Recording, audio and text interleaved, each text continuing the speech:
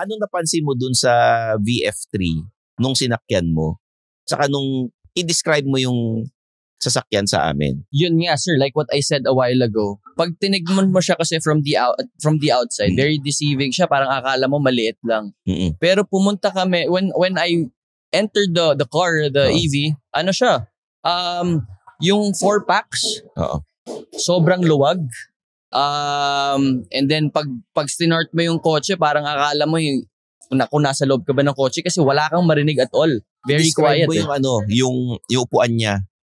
Ano ba siya? Leather seats ba o ano? Ano ba siya? Leather, if not leather seats yata siya, sir. Yes. Tapos yes, yung aircon, okay naman. Aircon, ang lakas ng lamig ng aircon. Yung infotainment niya. Malaki rin yung infotainment niya, Malaking sir. screen. Malaki rin yung screen. May parking assist yan. Pag nagpa-park ka, may mga cameras. Kompleto siya for ano. Parang yun nga parang pag tinignan mo, akala mo baka may kulang siya dun sa pag kinumpara mo siya sa iba, pero complete din naman yung ano niya. Yung, for the price, For the price sa 700 plus, kompleto yung ano niya, yung mga cameras niya, may mga safety features pa. Yes, apo. So, sulit yung Sulit talaga. Pagbili niyan. Yeah, sulit talaga. Okay, I would recommend that car, yung VF3. What more, sir, yung mga higher pa, yung VF5. Ito, nasa likod natin. Yung what more yan. So, I'm sure mas ano pa yan. Ito, pag-usapan natin.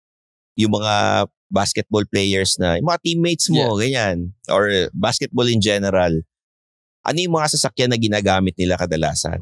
Sila, sir, yung mga malalaking cars talaga. Yung mga SUV? SUV sila. Kasi, when I used to play, sir, I play point guard. So, yung sa akin na hatchback na car, yun, para sa akin, bagay na sa akin.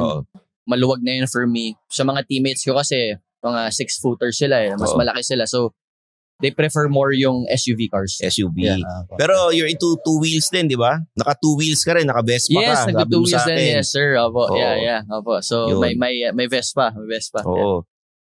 Letter V pa rin naman Yes. VinFast, Vespa. Baka mag-collab na rin sila soon. Pag nagkaroon ng EV na electric na 2 wheels, gagamitin mo rin. Of course.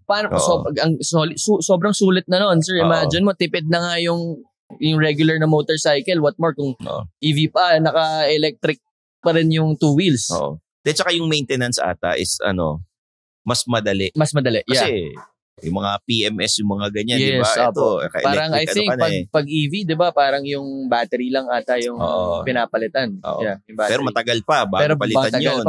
Siguro parang certain kilometers bago ka papalit ng 8 years, ganyan. Bago more or less, parang ganun, sir. 6 to 8 years yata po.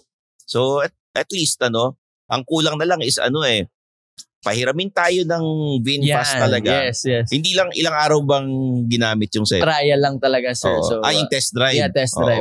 Yeah. Siguro kung pinahiram sa atin ng mga 1 buwan. Bakit hindi, sir? Diba? Gawin na ng 3 months. Sulit ang kulitan, bitin sa tawanan. Catch the latest episodes on YouTube, Spotify, or wherever you listen to podcasts. Dito lang sa Fast Lane with VinFast.